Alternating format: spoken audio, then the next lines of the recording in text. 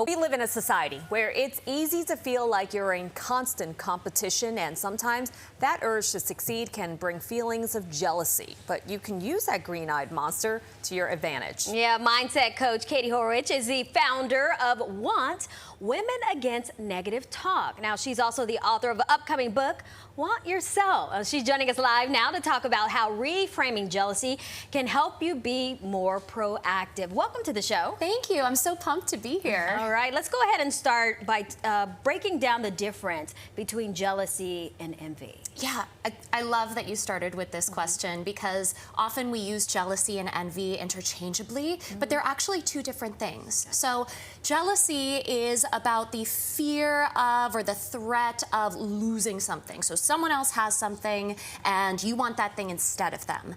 Envy, however, is more about a longing for something. So someone else has something and you want it too. You want it as well as them. Yeah, that's a really important distinction. Yeah. All right, so how does social media play a role in all of this, and more importantly, how can we fix that? Yeah, so social media kind of amplifies everything, right? Your highlight reel. Exactly. I was about to say, you're seeing everybody's highlight reel over and over again, and it's really easy for those feelings to bubble up. So short-term solution, if you will, is definitely to curate a feed where you are muting or unfollowing people who you feel that sense of jealousy or envy triggered over and over again. But what we really want to talk about is the humanity of it all. Jealousy and envy are human emotions, so it's about developing an awareness and then cultivating tools around that awareness. Okay, so how do these feelings of jealousy actually impact ourselves? So jealousy, you mentioned the green-eyed monster. Jealousy can make us feel like that sense of comparison, like we're doubting ourselves, we're not good enough, smart enough, but also jealousy and envy feel bad. So there's the feeling and then there's the feeling about the feeling. And oftentimes when we're feeling these things that don't feel comfortable, we can confuse this feels bad with I must be bad. And that's a really dangerous road to go down. So that's how it makes you feel yourself internally. What about relationships and how jealousy may impact relationships? Yeah, so I don't know if you've heard, there's a saying that jealousy works the opposite way that you want it to. So often if we leave jealousy or envy untouched, we try to ignore it, what can happen is those feelings of resentment start to develop on the inside, and we end up actually pushing away what it is we wanted in the first place.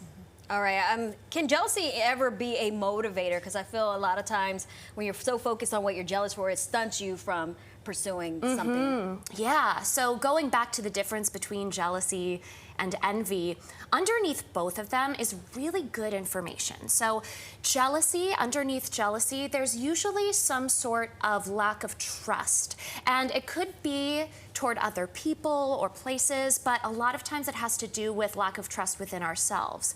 Now envy, I like to call it like the tap on the shoulder that's telling you what you actually want in the first place. Now, what are the three things that people can do when those jealous feelings, they start to kind of bubble up? Yeah, so number one is sort of a choose your own adventure. Number one is getting clear. Are you feeling jealous or are you feeling envious? And that's where you choose your own adventure, right? So step two, if you're feeling jealousy, you ask yourself, where am I feeling that sense of distrust, especially within myself? And then working towards building that trusting relationship with yourself. Now, if it's envy, you can ask yourself, what do I actually want to feel? So not just what do I want on a surface level, but what's the feeling under that? And then the third step, it's the most important, it's action. So being proactive, not reactive, that can help you build the life that you want to live and ultimately be the person that you know you're meant to be. Okay, really quickly before we let you go, your new book, Want Yourself, why was it important for you to write this? Yes, so self-talk isn't good or bad, it's information.